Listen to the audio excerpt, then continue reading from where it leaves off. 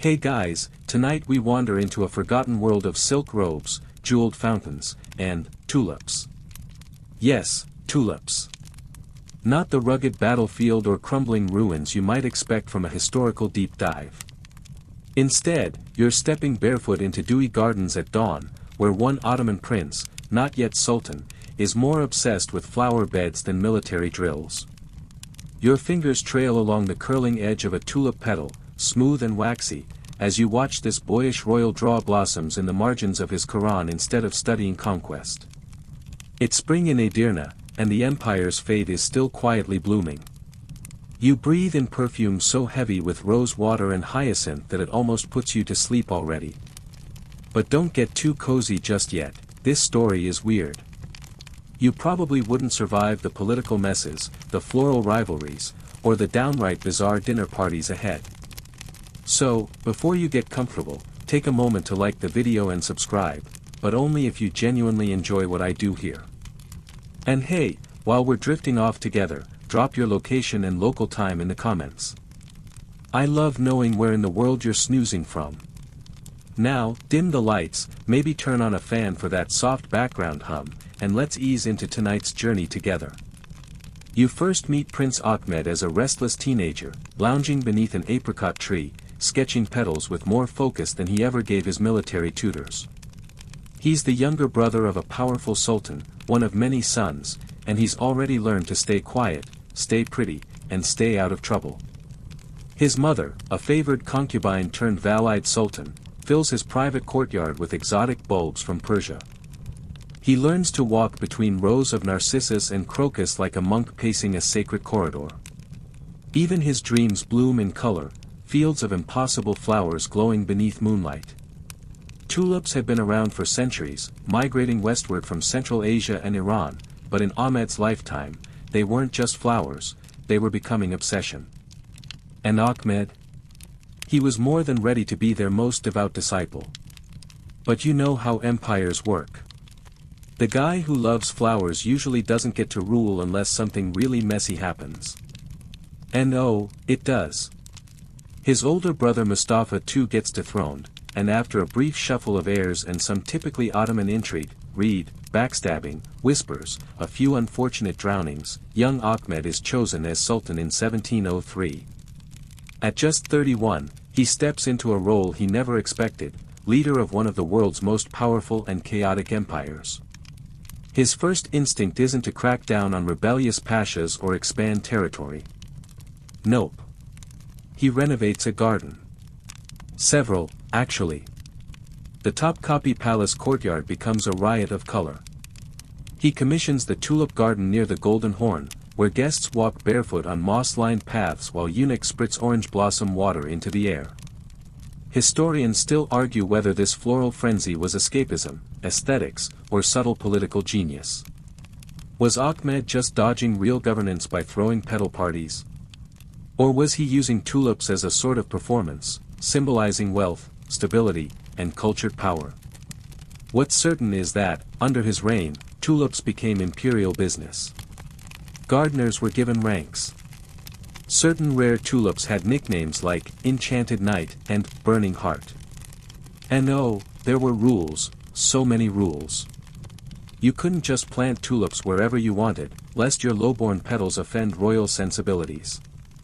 A nobleman was once fined for growing a cultivar too similar to the Sultan's own prized flame petal hybrid. You imagine the scandal. One quirky tidbit.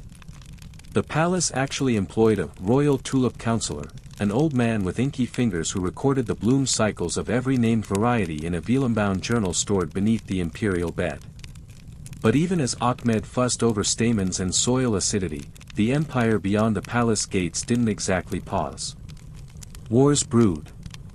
Provinces rebelled. The economy wobbled like a top on a cracked table. And yet, in the heart of it all, the Sultan watched his tulips open, some so precise they bloomed in sync like a symphony, completely oblivious to the growing tension around him. You walk through those gardens at night now, the stars pale against the oil lamps. There's laughter from the harem, soft music from the courtyard, and somewhere, the Sultan is whispering poetry to a flower. He believes in beauty as governance. But you know, because history always tells you, that tulips never last forever. You wake into a dream of silk slippers brushing over gravel paths, the faint sound of a ney flute trailing through the early morning fog. Sultan Ahmed III, now comfortably enthroned, has fully bloomed into his role as the empire's first true flower monarch. You watch from the shadows of a cypress tree as he walks alone, sleeves embroidered with golden threads, his beard oiled and neat, but his eyes distant, somewhere between melancholy and mild boredom. He's not the kind of ruler who stamps about in armor. No, Ahmed is a man of perfumes and metaphors. When he speaks to his viziers, he uses gardening analogies. Provinces are wayward vines. The janissaries are stubborn roots. And enemies? Weeds, of course, best pulled early. He begins to reshape the palace culture entirely. Foreign envoys arrive with gifts of precious bulbs instead of coins or swords. If you want to impress the Sultan, don't bring him war horses, bring him a tulip that curves just slightly left at the tip. He'll lose his mind. That same year, 1703, Ahmed makes a decision that still confuses historians. Instead of launching military campaigns or clamping down on dissent, he throws his support behind public beautification. Fountains are restored. Parks appear in corners of Istanbul where once there were only muddy alleys.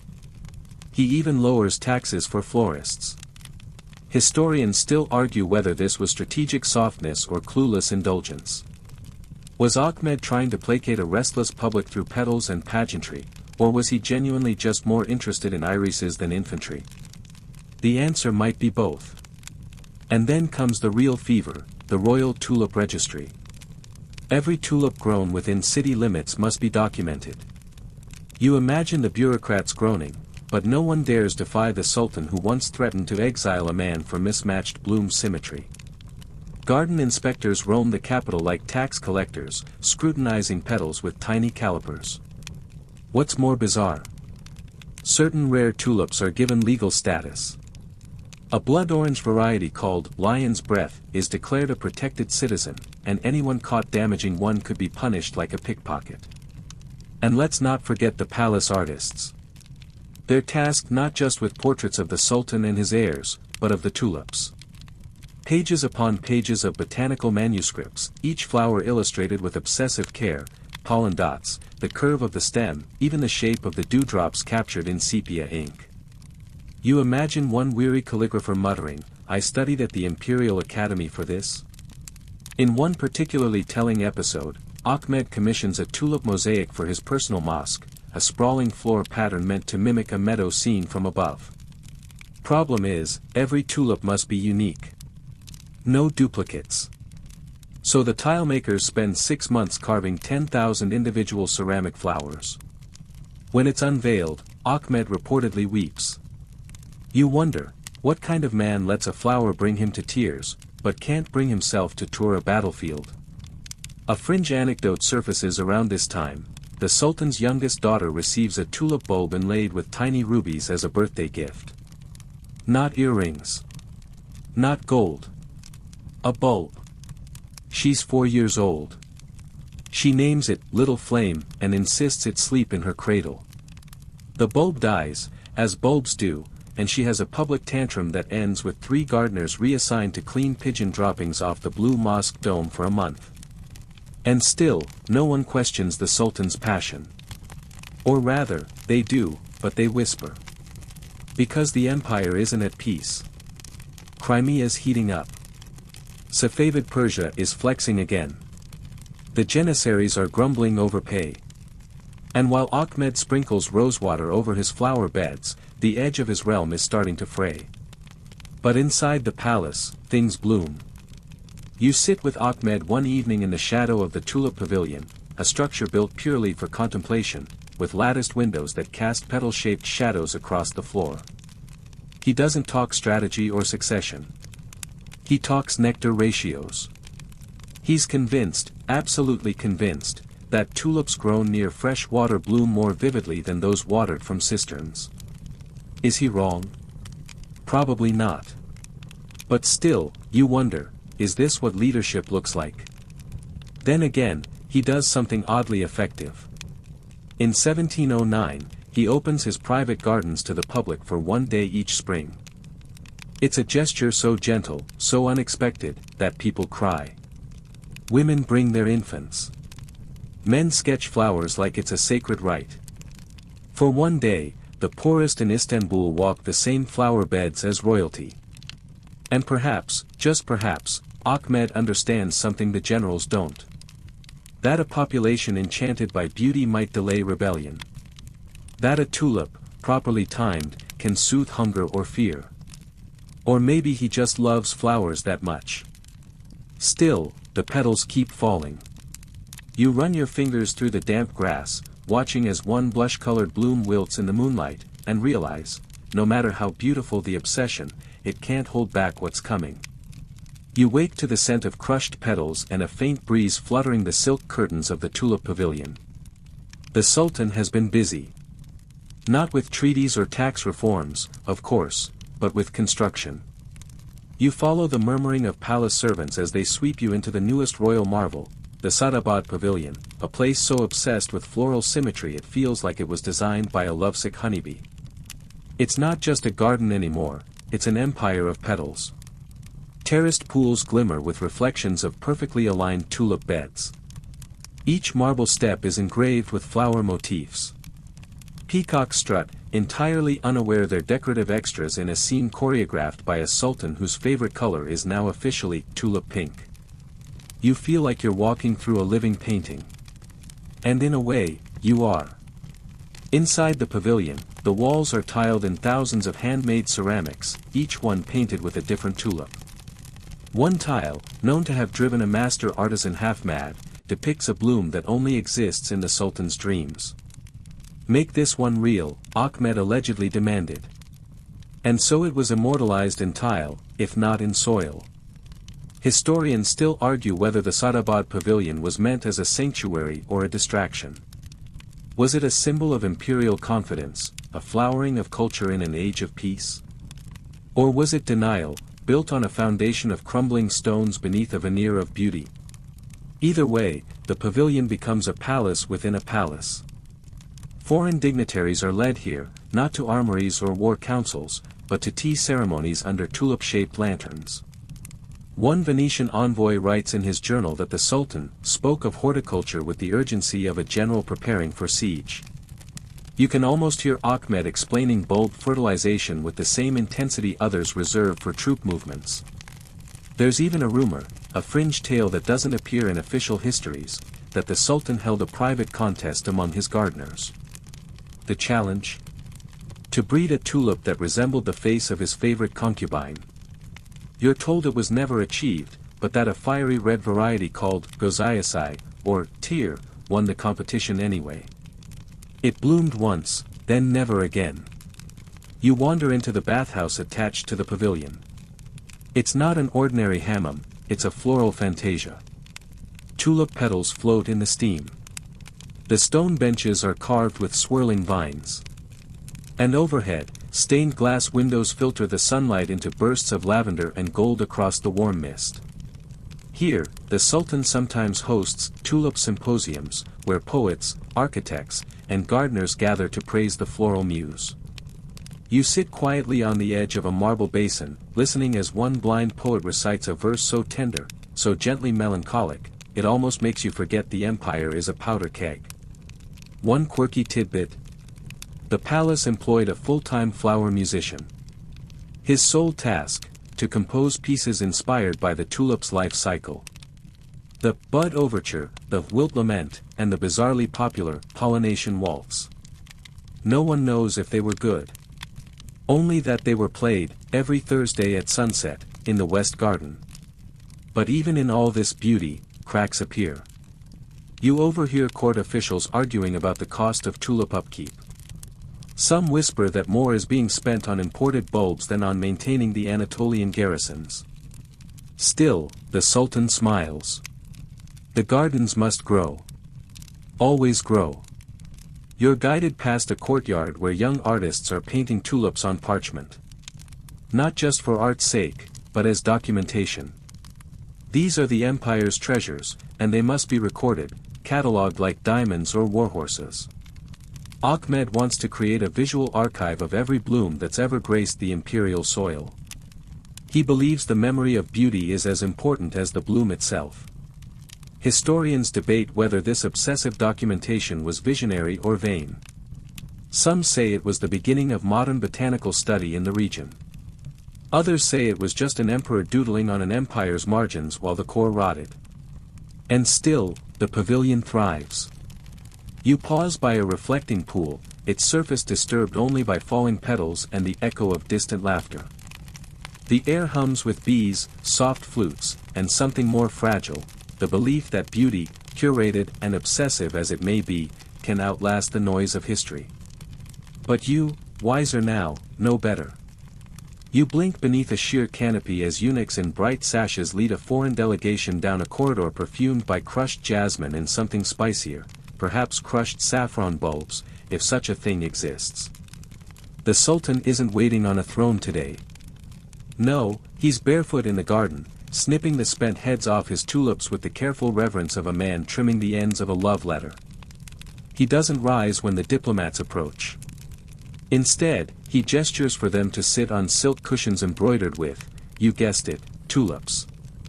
The French ambassador, sweating into his collar, hesitates. The Sultan hands him a tulip bulb. A gift, he says softly. May it bloom where you plant it. You watch the ambassador nod, unsure whether this is a warm gesture or a coded message. Maybe both. This is tulip diplomacy. Under Ahmed III, the Ottoman Empire begins exporting not just goods, but gardens.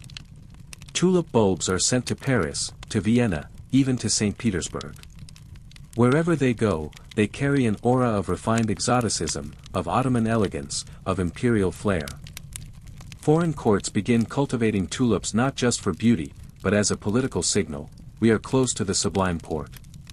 Historians still argue whether Ahmed's tulip diplomacy was deliberate soft power or accidental trendsetting. Was he laying floral groundwork for better relations, or just sharing his obsession like an overzealous hobbyist? One thing is certain, the tulip becomes a status symbol across Europe. French nobles compete to acquire rare Ottoman hybrids. A single bulb, rumored to be of the Crimson Terre strain, allegedly sells for the price of a townhouse in Lyon. You imagine the merchant's wife demanding to know what, exactly, they're supposed to do with a flower that only blooms once. In return, Ahmed accepts European luxuries, mirrors, clocks, exotic wines, mechanical toys. But his favorites are always the illustrated books. Volumes filled with sketches of foreign flowers, marginalia thick with Latin names and strange descriptions. He flips through them like a schoolboy, murmuring translations and marking pages with bits of silk ribbon. He dreams of crossbreeding a French tulip with a Persian one, hoping the resulting flower might have the color of Istanbul's dawn. And yes, there's a tulip-shaped ink blotter on his writing desk. Of course there is. A quirky side effect. The creation of the floral ambassador, a role unofficially filled by a rotund pasha who was, in truth, terrible at war but excellent at gardening. His mission, to travel with Ottoman diplomats and assess European soil for tulip compatibility. You can picture him stooping over some Belgian loam, muttering, too chalky, before sipping rosewater from a flask. This strange mingling of statecraft and botany reaches its peak when the Dutch, famously tulip craze themselves, begin sending back hybridized bulbs. Ahmed is thrilled. He declares an official exchange of flowers holiday, where ambassadors swap rare tulip breeds like baseball cards. Some diplomats grumble, it's hard to negotiate tariffs when the table is cluttered with pots of dirt, but the Sultan is unmoved. Let them bloom, he says.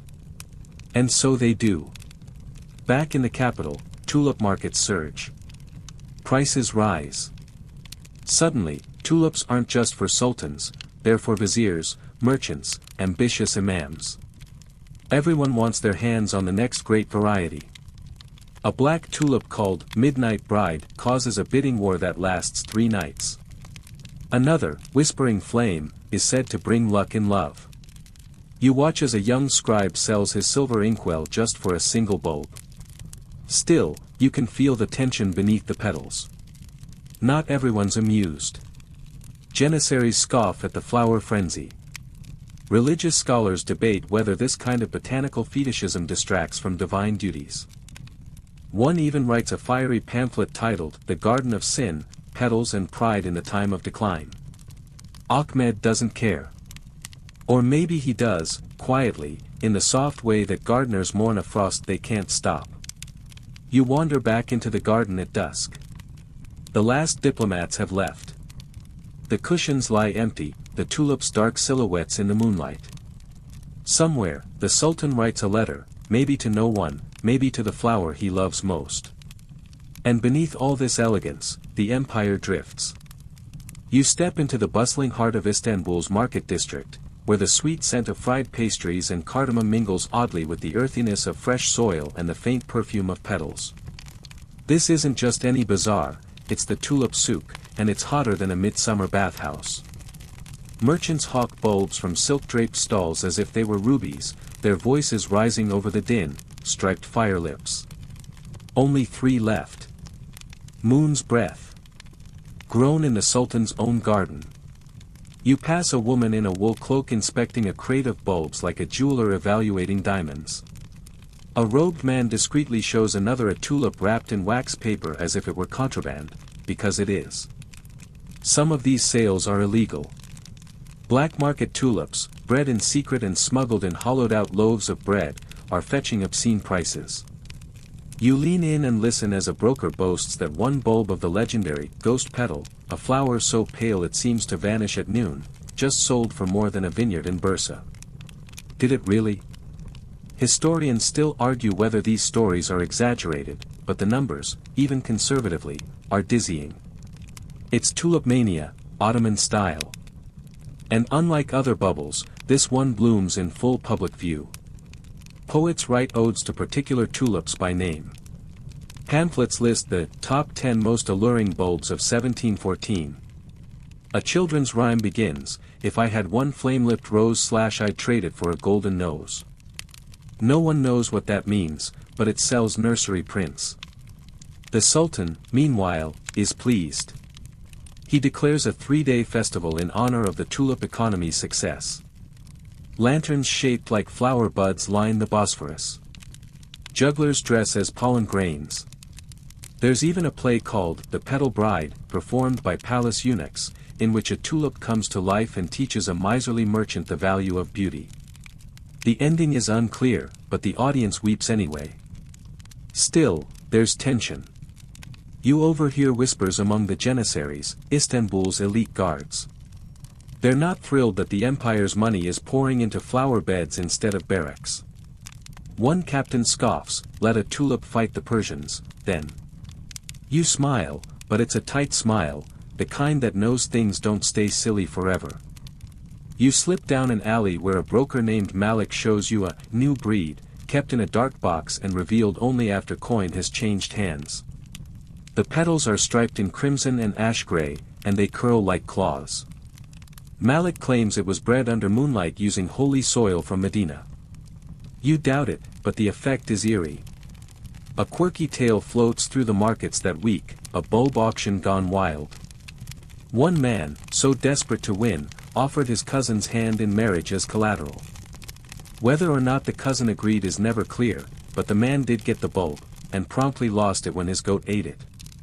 You pass stalls selling tulip accessories, miniature bulb-carrying pouches, ornate bulb tongs, even bulb display cages made of ivory. Housewives brag not about jewelry, but about the shape of their tulip plots. One claims her husband arranged theirs in the shape of the prophet's name. Another insists hers resembles the Sultan's profile. Historians debate whether this craze was fueled by genuine passion or pure market manipulation. Was Ahmed encouraging speculation to stabilize urban wealth? Or did he simply enjoy watching his favorite flower become an empire-wide idol? Either way, it works, briefly. The city feels intoxicated. Even the architecture joins in. New fountains spurt water from petal-shaped spouts. Public benches resemble tulip stems. Children skip rope to floral rhymes. The city has gone fully botanical. But beneath it all, the air feels overripe. You sense it in the hurried footsteps of bankers, the sudden shuttering of shops, the way everyone lowers their voice when discussing tulip futures. There's a tremble underfoot, the kind you feel before a landslide. And still the Sultan smiles. One night, you see him in the garden alone, holding a tulip so delicate it wilts at his touch. He sighs, as if to say, some things are never meant to last. You awaken to the muffled sound of laughter and the clink of glasses echoing through the marble halls of the palace. It's well past midnight, but the court of Sultan Ahmed III is wide awake. Tonight isn't for war councils or religious observance. Tonight is for poetry. And tulips. You follow the flickering light of oil lamps toward a secluded salon known as the Rosewater Chamber, though it hasn't seen a single rose in years, only tulips, in every color imaginable, arranged with theatrical precision in vases shaped like minarets. Pillows spill across the floor like overturned treasure chests, and the air is thick with cinnamon smoke and the hushed thrill of creative ambition. Here, under domed ceilings painted with constellations and climbing vines, the empire's most fashionable minds gather not for politics but for petals. Court poets, calligraphers, amateur botanists, and even one deeply nervous librarian are all here, leaning against each other and pretending not to care too much if their verses are any good. A popular game involves improvising a quatrain about a randomly chosen tulip, usually with ridiculous constraints, must rhyme with sultan, must include the word itch, must allude to the color violet without saying violet. You sit near the back, sipping sweet apple tea, as a vizier with ink-stained fingers clears his throat and begins. She bowed in dawn, her spine of green. The tulips blush, a whispered scene. No sword could cut what beauty meant. Except her scent, my firmament. There's polite applause. A few yawns. Someone accidentally drops a pistachio into a bulb jar and pretends it was intentional. The vibe is dreamy, disjointed, a little too rich, like someone who's had just one glass of wine too many but still insists they're fine to recite Hafiz.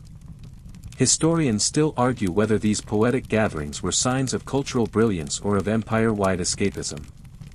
Was this literary golden age a true flowering of Ottoman refinement? Or was it a perfumed curtain masking administrative decay? You lean in as a young poet reads a piece about a tulip that blooms only once every 11 years, coinciding with a lunar eclipse and a particularly high tide on the Sea of Marmara. You're fairly sure the flower is fictional, but no one seems to mind. Fiction, after all, is just reality that hasn't bloomed yet. One quirky fact, during this period, the Sultan commissions a secret anthology known only as the Velvet Scrolls, a hand-bound book of tulip-inspired verse written anonymously by members of his court. To contribute, a writer must submit their lines in a scented envelope, sealed with wax shaped like a tulip bulb. Ahmed is the only person who reads them all. Or so he claims. Outside, the moon drips silver over the palace gardens. Fireflies float like detached petals. Somewhere near the edge of the courtyard, musicians pluck out slow, hypnotic tunes meant to mimic the opening of a tulip bud. You think it sounds more like a snail in a thunderstorm, but the mood is lovely. The Sultan, always center stage but never center table, watches the proceedings with the half-lidded gaze of someone who knows his moment is more fragile than he lets on. He offers a toast, not to conquest, nor to God, nor even to the empire itself. Just to beauty that refuses to ask permission. And just like that, the party softens. You see an aging calligrapher rest his head on a velvet cushion, still murmuring meter. A young woman in scholar's robes traces tulip shapes on the rim of her teacup. Even the servants move slower now, as if unwilling to break the spell. Yet outside this room of soft lights and sleepy metaphors, the city stirs differently. Grain prices are rising. Soldiers haven't been paid in weeks. A riot in the textile quarter was hushed up yesterday. You remember that as you hear someone recite a line about tulips blooming while the world bleeds dust. Even poetry can't hold back what's gathering beyond the garden walls. You drift toward the garden again, but this time, it's glowing. Not from the moon or the stars, but from thousands of floating lanterns bobbing gently in the waters of the palace's canal system, their flames flickering inside delicate tulip-shaped casings. Welcome to the Night of the Lamps, a springtime spectacle so elaborate and hushed it feels more like a hallucination than a festival. You're barefoot, of course, everyone is, by decree of the Sultan. Shoes are considered too crude for such an event. You shuffle along smooth marble paths lit by low glass bowls of perfumed oil, your toes grazing flower petals as you move past silent onlookers reclining on embroidered cushions. The palace is transformed into a moonlit dreamscape, and no one dares raise their voice above a whisper. The ritual begins with a single bulb, held aloft by a child in ceremonial robes, placed reverently at the water's edge. Then one by one, glowing lanterns are released down narrow rivulets carved into the garden's layout. Each tiny flame carries a wish, a poem, or a prayer. Some say if your lantern passes the Sultan's barge without extinguishing, your wish will come true.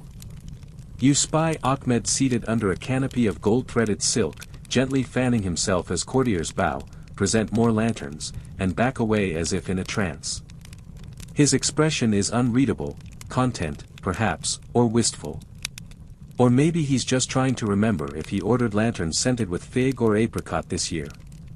Historians still argue whether this floating light ceremony was a genuine cultural rite or just another of Ahmed's indulgent distractions.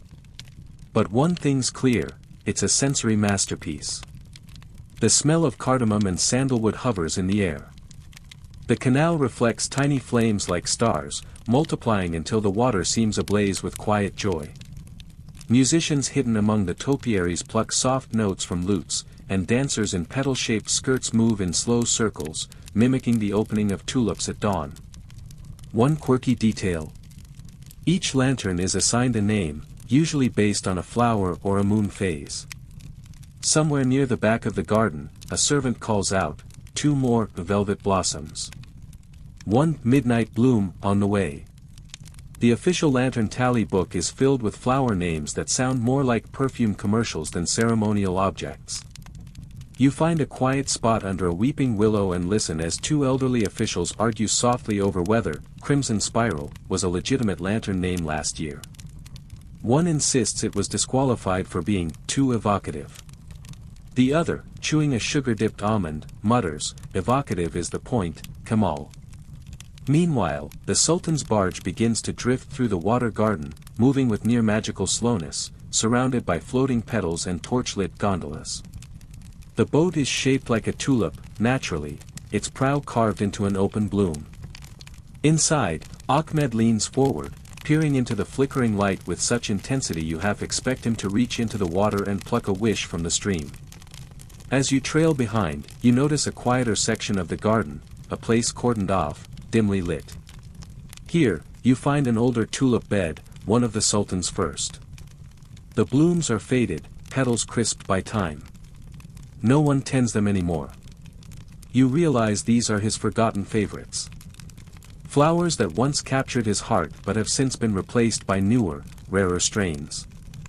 You crouch and touch a stem. The soil is dry. Back by the main canal, a ripple of applause greets the passing of a particularly bright lantern. Someone claims it was scented with real myrrh. A small girl dances in circles, trailing scarves that resemble curling stems. And somewhere far off, just outside the garden walls, you hear what might be a distant shout. Or thunder. The night is almost over now. You lie back, watching the lights blur into hazy lines. The breeze carries the fading strains of a flute melody, and for a moment, you almost believe it, that a garden, a lantern, a sultan's obsession, could keep the darkness at bay. But deep down, you already know. The water always goes dark again. You wake to the sound of running water and quiet laughter echoing off tiled walls. You're inside one of the Empire's most opulent secrets, the royal bathhouse garden, a hidden jewel tucked behind a screen of jasmine-laced archways, where steam, sunlight, and soil all seem to blur into one golden haze. The Sultan's bathhouse isn't merely a place to cleanse. It's an extension of the tulip dream, a lush retreat where bathing becomes performance, relaxation becomes ritual, and the scent of fresh petals mixes with lemon soap and rose oil until your very bones feel perfumed.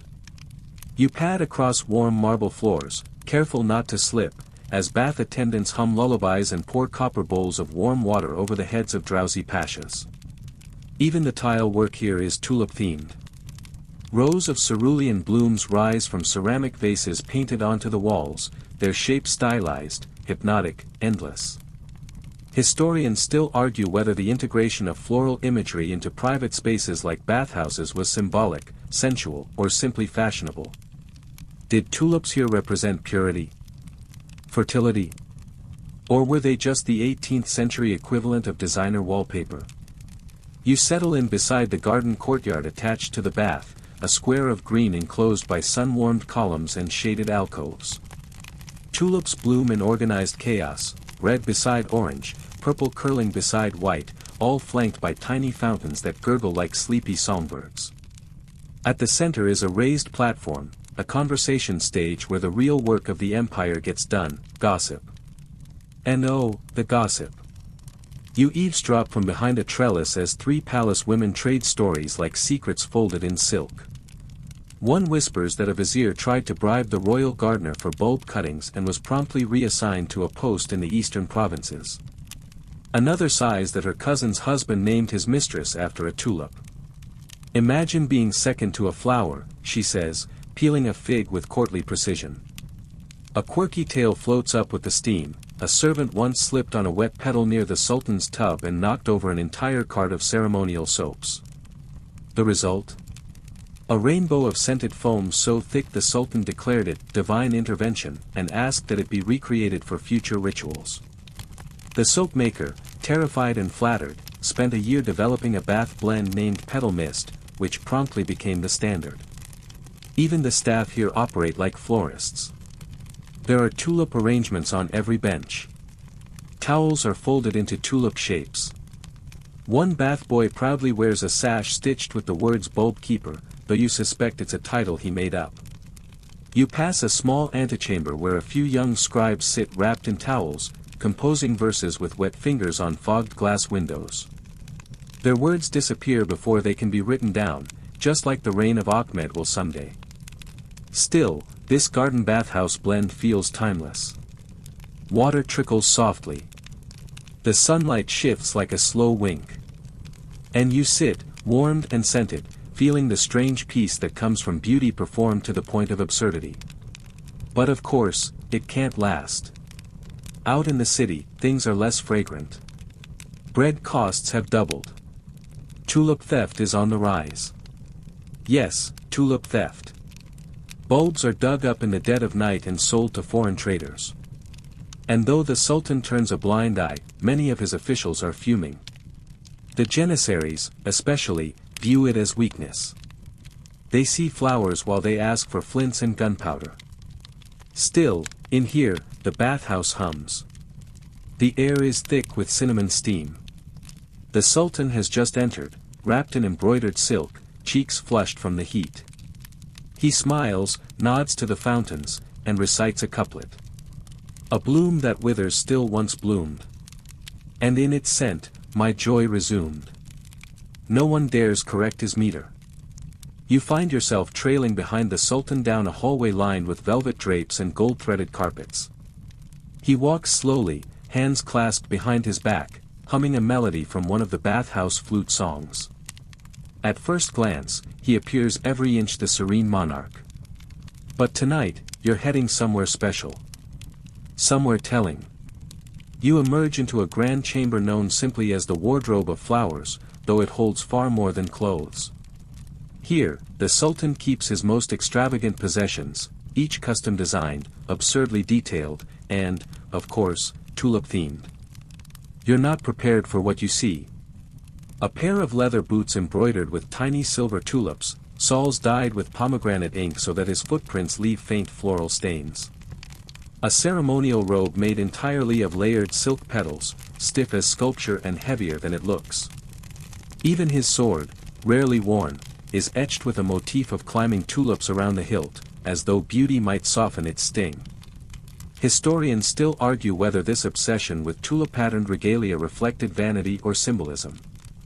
Was Ahmed trying to embody the bloom he loved? Or was he declaring to the empire, "I alone can wear fragility and still rule"? One quirky detail. The Sultan had a set of tulip-shaped rings, each embedded with colored glass, not gemstones. He would wear them one by one during different ceremonies depending on the mood he wanted to evoke. Red for strength. White for clarity. Yellow for joy. Once, during a particularly tense council, he wore 2 rings, red and purple, and refused to explain. You run your fingers along a ceremonial shield hung beside a mirror. It's not made for battle. It's a showpiece, carved from walnut and inlaid with lapis lazuli tulips. Beneath it is a plaque that reads, "Beauty deflects better than bronze." You can't tell if it's satire or scripture. Outside this chamber, the city is growing restless. But within these walls, everything is curated, intentional. The Sultan's wardrobe is not just an indulgence, it's a philosophy. Every hem and stitch is a declaration of preference, of defiance. He's surrounded by generals and clerics, but he chooses tailors and weavers to express his will. There's even a famous incident whispered among palace servants. During a festival, Ahmed insisted on wearing a robe dyed entirely with crushed tulip petals, no pigments, just raw floral essence. The result? A soft coral color that faded by dusk, leaving him looking like he'd been rolled in marmalade. He loved it. Declared it the color of impermanence. You find his personal slippers on a low shelf, modest by royal standards, but trimmed with tulip motifs. The left one is slightly more worn, as if he favors that side when pacing. A tiny thing, yet somehow heartbreaking. The Sultan's obsession spills into architecture, too. He commissions a mosque with minarets designed to mimic tulip stems, thin, slightly curved, with tiny bulbous domes resembling closed petals. The call to prayer echoes off them like wind through a garden. The imam jokes that even the acoustics were tuned for softness. And then there's the garden gate built in the shape of a tulip leaf, its iron bars so delicately forged that a strong breeze makes them quiver. Not with fear, just movement. Just life. People outside the court whisper that the Sultan's extravagance borders on madness. Bread lines stretch while he orders another pair of tulip-shaped slippers. Some officials try to intervene, to balance budgets and calm dissent. But Ahmed waves them off with a smile and a proverb, "If the flower offends you, plant a tree elsewhere." Still, the whispers grow. The janissaries are watching. The merchants are wary. Even the poets have begun to lean toward metaphors of decay and rot. You hear a line scribbled in haste, "He wore petals while the bricks cracked." But tonight, in his fragrant tower, the Sultan stands before a mirror, adjusting the folds of his tulip robe, admiring the silhouette it casts. You see him turn slightly, catching the candlelight, and smile, not at himself, but at the idea that beauty, however fragile, might still be armor. You know better. But you let him believe. You wake before dawn, the city still blanketed in the velvet hush of sleep, save for one discordant note, a low, grumbling murmur that isn't wind, nor prayer, nor music. It's the sound of discontent stirring beneath the cobbled streets, creeping beneath arched bridges and palace corridors. But you're not in the city this morning.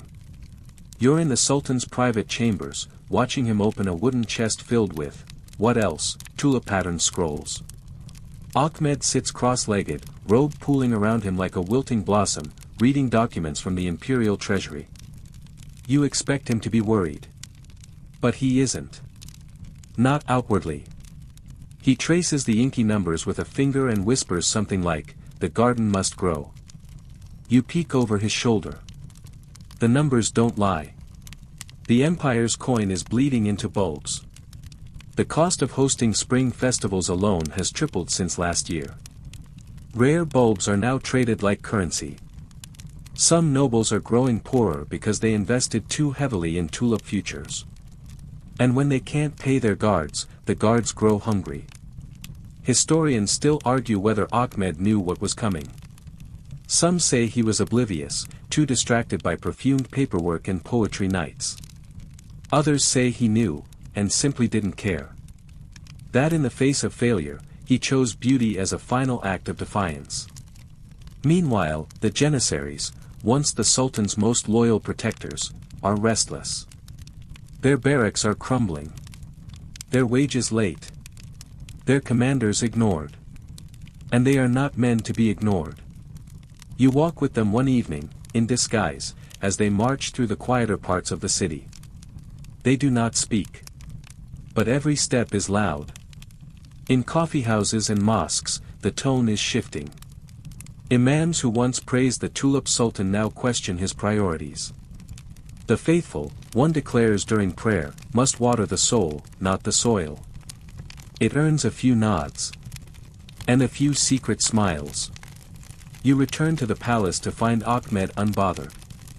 He's just commissioned a tulip-shaped fountain for his favorite courtyard, one designed to spray water in the exact pattern of a blooming flower. The engineer quietly weeps trying to figure out the angles. But the Sultan just says, "It will be worth it."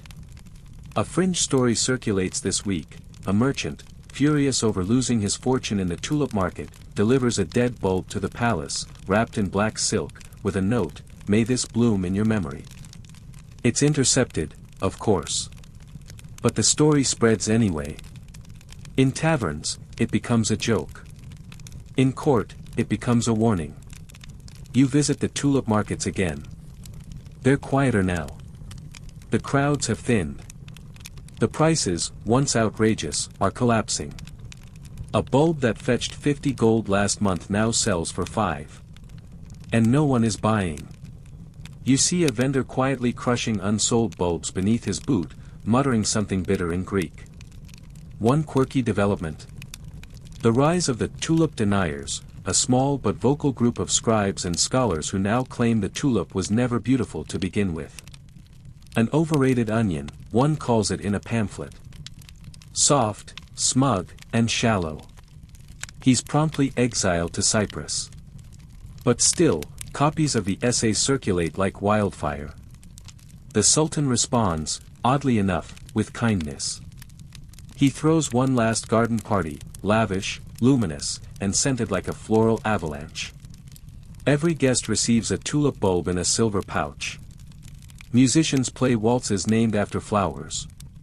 A poet stands and recites. The petals fall but not the song. Though empires fail, the bloom lives long. It's lovely. But the guests are distracted. Many don't stay long. You watch the Sultan linger in the garden after everyone's gone. He kneels beside his favorite flower bed, fingers brushing the petals like a goodbye. He doesn't say much. Just hums a tune from his boyhood. Maybe something his mother sang when Edirne still smelled of plum trees and freedom. And behind him, just beyond the hedges, torches begin to gather. You're standing in the narrow streets of Istanbul now, watching the shadows stretch longer than usual as dusk falls, not gently, but with the weight of something pressing down. Something close. Something angry. The rebellion begins quietly, as most real ones do. A shoemaker refuses to pay his tulip tax. A baker throws out a crate of rotting bulbs. A few soldiers, young, underpaid, tired of perfume and poetry, refuse to attend the spring parade. But it doesn't stay quiet for long. You hear the first real chant near the Grand Bazaar, bread, not bulbs. It starts with 6 men, then becomes 60, then 600. The crowd grows, fed by merchants, porters, even scholars. They surge forward, not with torches and pitchforks, but with hammers, kitchen knives, and furious disbelief. Historians still argue whether the Patrona Halil rebellion was a long-brewing revolution or a spontaneous outburst sparked by bad harvests and worse priorities. But for the Sultan, it feels like the earth cracking beneath a garden wall. You slip into a tea house and hear whispers that tulip markets are being looted. Flower stalls overturned. Rare bulbs ground into dust beneath angry boots. The scent of tulip oil, once a luxury, now marks you as loyal to a failing dream. People scrub their hands with lemon to erase it. Back at the palace, the mood has shifted. Guards stand stiffly at their posts. Eunuchs murmur nervously in the corridors. The Tulip Pavilion is locked. Rumors swirl that rebels plan to burn it first. Not the throne room. Not the barracks. The garden. You make your way there, carefully, quietly, passing startled peacocks and abandoned lanterns. When you arrive, you find Ahmed sitting on a low stone bench, alone. He holds a single tulip, black and trembling at the stem. He looks at you, then out over his darkened flower beds. They hate what they don't understand, he says. Or maybe they understand it too well. He plucks a petal and lets it fall. I loved these too much. I see that now. A quirky but haunting fact. During the peak of the revolt, some rebels dressed in floral robes stolen from the palace and mocked court poetry as they marched. One man rode a mule painted like a tulip, shouting mock verses through the streets. May the petals of your purse wither, he cried. It made the children laugh. And the viziers fume. Still, the rebellion grows. A butcher named Patrona Halil becomes the unexpected face of it. A former janissary turned tavern loudmouth, Halil rallies the poor, the ignored, and the angry into something the court can't ignore. He doesn't care about tulips. He cares about power, and the Sultan has too little of it now. One morning, the gates are breached. The Tulip Pavilion is the first target. You follow the rebels inside, watching as delicate stained glass shatters under thrown stones, as tapestries are torn, as the sweet smell of crushed petals is replaced by the sour scent of fear and sweat. A boy grabs a tulip from a vase and eats it, just to prove he can. And yet, some pause. Some stare at the destruction, unsure. It's just flowers, after all. But it isn't. It's everything the flowers came to represent: luxury over justice, fantasy over food, beauty without balance. You return to the Sultan's side. He's quiet, dignified. His robes are plain now, just white, with a single embroidered bloom at the hem. He hands over the royal seal without resistance. No speech. No drama. Just a sigh. A final bow of the head. Historians debate whether this was grace or surrender. A final act of wisdom, or a sign he'd given up long before the gates fell. You know what you saw, a man watching the last petal fall. You find yourself in a smaller, quieter palace now. Not the grand marble halls of Topkapi, not the fragrant pavilions of Sadabad, but a modest residence somewhere near the Bosphorus, far from where the rebellion burned brightest. It's quiet here. The tulips are gone. Ahmed III lives in exile now, not banished to some distant wasteland, but stripped of his throne and left with only the remnants of his former life. No more sashes of embroidered silk. No more floral musicians. Just the sound of water lapping at the edge of the garden, and the chirping of birds who don't care who rules. You watch as he tends to a small flower bed in the back courtyard. There are no rare hybrids here, no imported Dutch bulbs or hand-mixed soils. Just a few simple tulips, plain red and yellow, blooming without ceremony. He works with bare hands. No gardeners. No scribes. Just him and the dirt. He doesn't speak much anymore. A servant says the Sultan now writes only poetry. Not for an audience, not for legacy, just for himself. Scrolls filled with fragile couplets tied with bits of thread and hidden beneath pots or tucked behind shutters. You find one, accidentally. I loved the petals more than roots. So storms arrived in flowered boots. Historians still argue whether Ahmed's retreat from power was dignified or delusional. Did he step aside because he saw the truth? Or because he lacked the fire to fight back? Some call him a fool. Others a romantic. Most agree, he was the wrong sultan for a crumbling age. But here, in the silence of exile, something strange happens. A few of his old poems begin to resurface, quietly, anonymously, on scraps of parchment left in markets, mosques, even coffeehouses. Verses praising flowers. Regretful verses. Humbled verses. And slowly, despite everything, the people begin to recite them again. One quirky tale emerges during this period. A group of students begins gathering every spring to plant tulips in the Sultan's honor, not the fancy hybrids of the past, but simple local ones. They call it the Festival of Soft Farewell. No banners. No feasts. Just petals, planted by hand. Meanwhile, Ahmed grows older. You see him one afternoon, seated in the sun, watching bees hover lazily over the last bloom of the season. He doesn't move. Doesn't speak.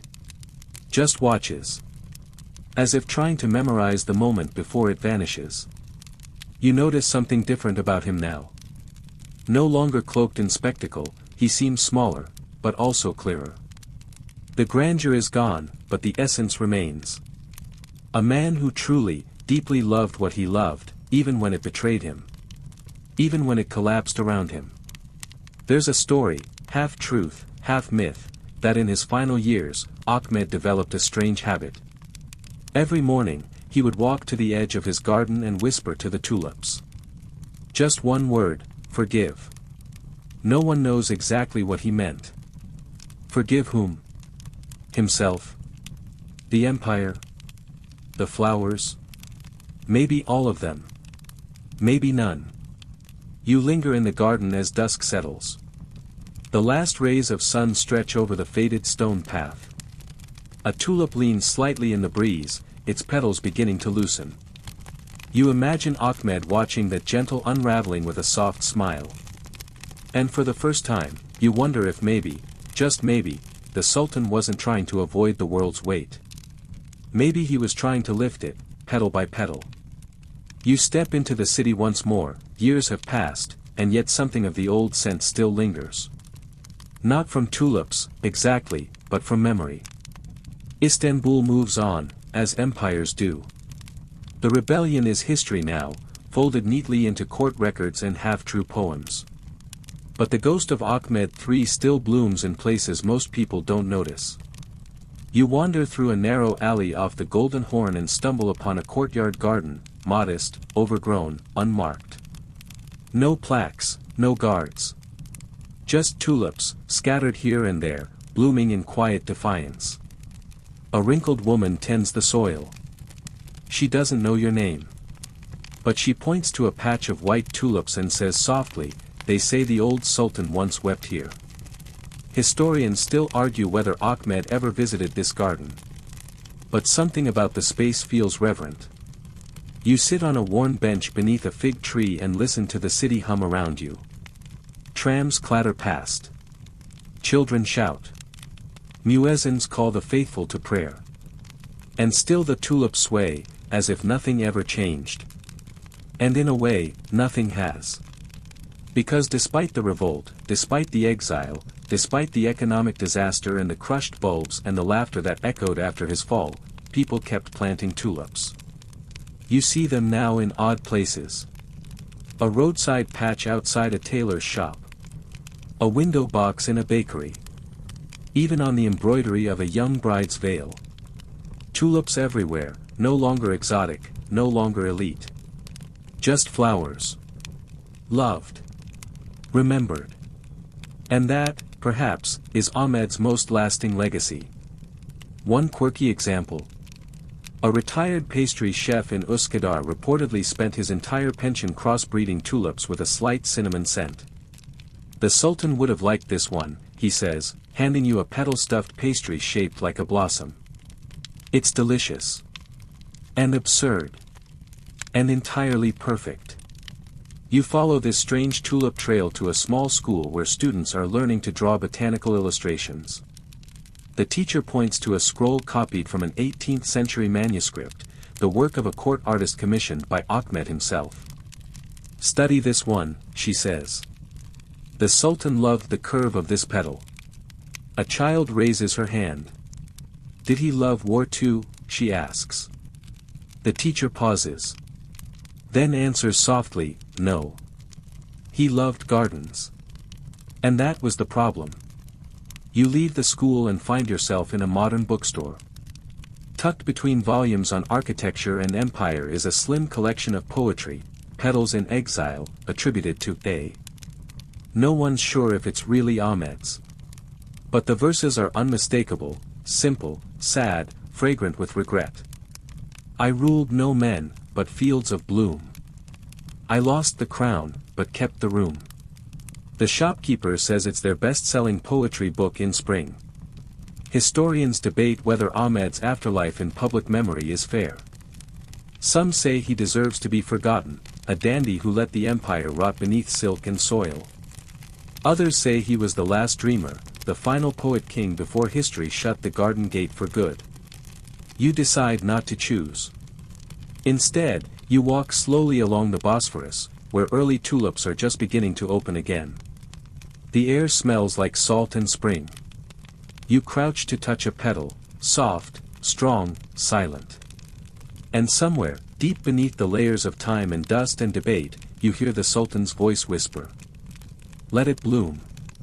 You follow the spring breeze across the Galata Bridge, where vendors now sell roasted chestnuts instead of rare bulbs, but still wear embroidered sashes stitched with tulips, out of habit, out of nostalgia, maybe out of something deeper. The empire has changed. The rulers have changed. But tulips, somehow, remain. You drift into a museum tucked behind a marble facade. It's quiet inside. Cool. Dimly lit. The tulip room is near the back, past galleries of armor and coins and forgotten treaties. You step in and exhale. The air smells faintly of pressed parchment and old petals. This is where Ahmed III has become official.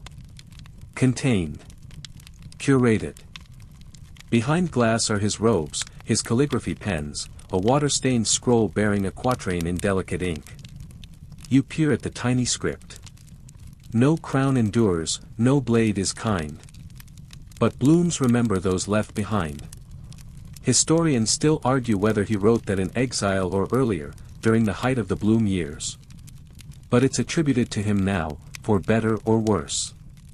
He is the Tulip Sultan. No longer mocked, not entirely revered. Just, interpreted. A few visitors linger, mostly elderly, nodding quietly at the exhibits. One points to a tulip-shaped wine cup and says, "My grandmother said he drank sherbet from one like that every morning." You can't tell if it's true. But it feels true. One quirky display stands apart, a section of Ahmed's personal tulip ledger. A handwritten inventory of bulbs he loved most, with notes in the margins: early bloomer, delicate tip, blooms weep before dusk. Each entry is like a sigh caught on paper. A man writing love letters to things that never wrote back. Outside the museum, you spot a patch of land being re-landscaped. A gardener leans over a flower bed, digging with care. You ask what he's planting. Tulips, he says, wiping his brow. Red ones. Old-fashioned. The kind the Sultan liked. He doesn't say which Sultan. He doesn't have to. You keep walking and find yourself at the edge of a schoolyard, where children are making crayon drawings on paper placemats. Most are of trees or houses or boats. But here and there, tulips appear, tulips with smiley faces, tulips wearing crowns, tulips floating like balloons.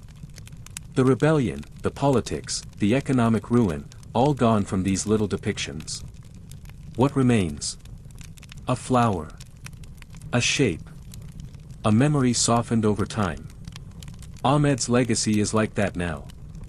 Not grand or terrifying. Not even tragic. Just, gentle. A whisper. A petal pressed in the pages of an empire's story, easily overlooked but impossible to erase. You pass a public library where a storytelling hour is underway. A young man in a vest sits cross-legged, reading a children's book aloud. The cover shows a bearded figure holding a tulip, smiling. And the Sultan, he reads, planted one last bulb, and this time, he didn't need anyone to see it bloom. You pause, close your eyes, and listen. The children giggle. Someone sneezes. A wind chime tinkles nearby. And it occurs to you, in that sleepy moment of almost forgetting, that maybe the Sultan won after all. Not with armies. Not with riches. But with a flower that people never quite stopped planting. You walk the banks of the Bosphorus one final time, the wind cool and steady, carrying the scent of brine and something sweeter, tulips, faint but unmistakable. Istanbul in spring always remembers. Even when the people forget the names, the stories, the treaties, the petals still push through the soil, year after year, as if drawn by the memory of a man who once dared to rule with beauty. You pass beneath a sycamore tree where a young couple sits cross-legged on a picnic blanket. Between them, a simple tulip in a clay jar. Not part of a display, not arranged in rows. Just there. Loved. Growing. In the distance, the domes of old mosques glint in the fading sun. Their outlines unchanged, though the world around them has shifted. Minarets still pierce the sky, still call the faithful. But down here, closer to the ground, Ahmed's legacy is blooming in quieter places, balcony gardens, embroidered pillowcases, the stories old women tell while peeling oranges in shaded courtyards. You pause in front of an old stone building once used by the palace scribes. The plaster has peeled. The windows are clouded. But just above the door, someone has etched a single tulip, curling upward like a flame. A nod, perhaps, to the Sultan who once made beauty an empire's business. Historians still argue whether his reign was a warning or a wonder. Was Ahmed III a fool blinded by fragrance? Or a prophet who knew that the world, weary of conquest, might one day crave gentleness? Some say he was too soft. Others say he was ahead of his time. You wonder, as you watch the sun dip below the skyline, if maybe he was both. One final quirky detail floats back to you, a story from a Dutch traveler who visited the city decades after Ahmed's fall. He found an elderly man selling tulip bulbs in a small square. When asked where the flowers came from, the man just smiled and whispered, from the Sultan who wanted the world to bloom. And perhaps, in some way, the world listened. Now, as you lie back, let the noise of the empire fade into silence. Picture yourself beneath that sycamore tree, the breeze brushing gently across your face, carrying the scent of the Bosphorus and the faint sweetness of tulips in bloom. The ground beneath you is soft, the sky overhead warm and endless. The city hums around you, not loudly, just a quiet rhythm, steady and soothing. The gardens are still now. No festivals. No lanterns. Just the natural hush of leaves swaying, fountains whispering, petals unfolding.